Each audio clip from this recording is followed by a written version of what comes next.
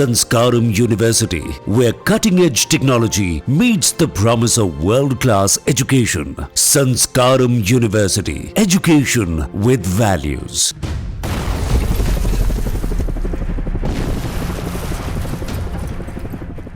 भारत पाकिस्तान के बीच तनाव जारी था 3 दिनों तक और आज की रात कैसे निकलेगी या आने वाला वक्त कैसा होगा, सब भविष्य के गर्भ में है। लेकिन इस वक्त हम जहां खड़े हैं, यहाँ से शुरू हो जाएगा इस पुल को क्रॉस करने के बाद भारत का अंतिम गांव जो पाकिस्तान सीमा के साथ लगता है।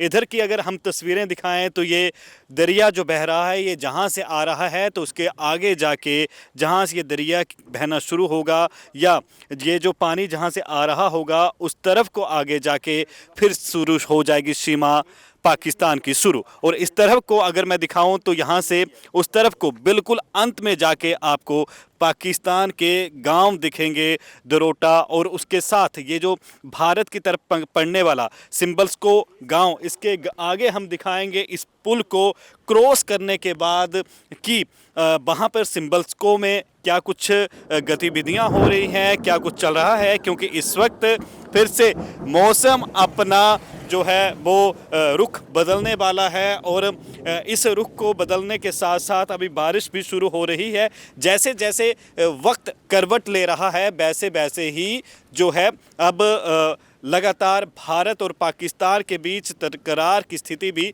बदलती जा रही है। बदलते वक्त के साथ सिंबल्सको के लोग क्या कुछ कह रहे हैं, आइए चलते हैं और जानते हैं इस पुल को क्रॉस करने के बाद।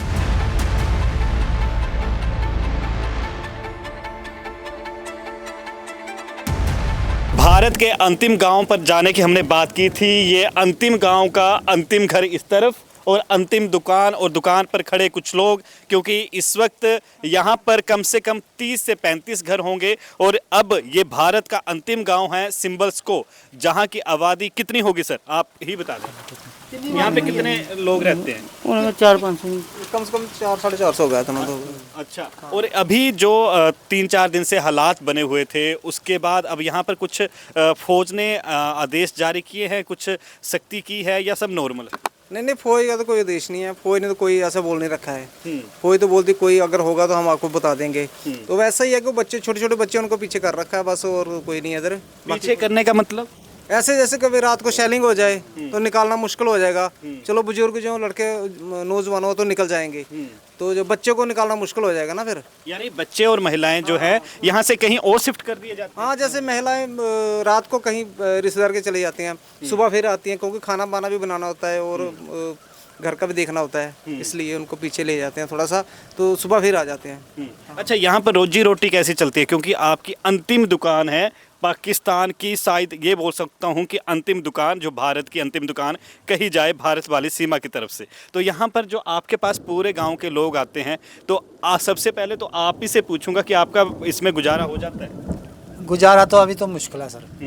अभी तो कोई ग्राहक नहीं है। तो ऐसे हालात बदलते रहते हैं? हाँ, ऐसे हालात बदलते रहते हैं सर। अच्छा, तो यहाँ पर जो रात को या दिन में ऐसी एक्टिविटी होती है, तो 3-4 दिन से लोग यहाँ पर आपकी दुकान में या गांव में बराबर दिखे या कम दिखे? नहीं, कम दिखे सर। अच्छा जी सर। तो अभी मतलब जैसे रात होगी, कल रात को भी जो सीज फायर का उल्लंघन की बातें कही गई, तो यहाँ पर कुछ ऐसी एक्टिविटी दिखी? नहीं सर, ऐसी नहीं। अच्छा, नहीं। और यहाँ पर पाकिस्तान की जो बॉर्डर लाइन है, तो गाँव कौन कौन से हैं, कुछ है पता? नहीं सर, पाकिस्तान की तरफ से नहीं सर। अच्छा, तो यहाँ पर जो अभी जो ये बता रहे हैं, यानी आपका सीधे से कहना ये है कि यहाँ पर दिन में लोग यहाँ आ जाते हैं और रात को फिर वापस चले जाते हैं, रिश्तेदारों में चले जाते हैं। अच्छा, हाँ। और यहाँ पे खेती वगैरह मैंने काफ़ी देखी पीछे, तो ज़्यादातर किस चीज़ की खेती की जाती है? जो बस खेती है, खेती का ही है। तो कुछ मजदूर भी हैं, वो जैसे बैठे हुए हैं। तो खेती का ही, तो खेती का भी चल नहीं रहा है कुछ।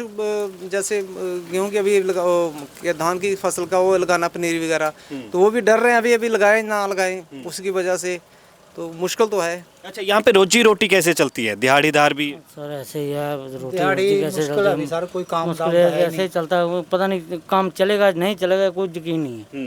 बाहर तो कोई जा ही नहीं सकता ना, ऐसे जैसे दिहाड़ी पे चला गया तो घर में कोई बच्चे जैसे बीबी छोड़ के आया, सुबह जा कोई घर का होगा तो उसको सेलिंग हो जाए तो फौज बोलते भी जाओ तो फिर उसको निकालना मुश्किल हो जाएगा ना, इसलिए सभी घर में बैठे हुए हैं, ये बात है। अच्छा, मतलब अभी जो स्थिति यहाँ पे बनी हुई है। हाँ, तो बाकी फौज की तरफ से तो कोई ऐसे बोल नहीं रखा कि जाओ, आदेश कोई नहीं। आदेश कोई नहीं है। आदेश और कोई नहीं। अच्छा जी सर। अच्छा, तो आपने सुना कि भारत के अंतिम गांव और अंतिम चेक पोस्ट भी आपको दिखा देंगे बॉर्डर सिक्योरिटी फोर्स की। यहाँ पर जो अंतिम चेक पोस्ट है यहाँ पर आगे स्टॉप के चिन्ह आपको दिखाई देंगे और ऊपर जैसे ही ये पहाड़ी का एरिया शुरू होता है बॉर्डर सिक्योरिटी फोर्स की वहाँ पर चौकी है, चेक पोस्ट बनी हुई है और ये भारत का अंतिम गांव सिंबल स्को में और उस गांव का ये अंतिम घर। तो आपको हमने यहाँ से दिखा दिया कि ये इस तरफ से अगर हम लोग यहाँ पे खड़े हो जाएं तो इस तरफ को आपको ये गांव दिख जाएगा और इस गांव की आबादी जो बताई है तो अभी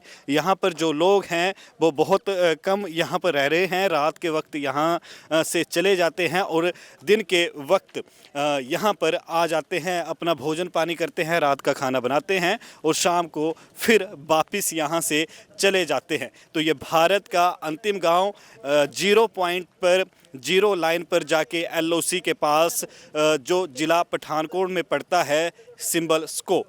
मैं सुनील कुमार, कैमरा पर्सन चिराग अरोड़ा के साथ, दैनिक जागरण पंजाब।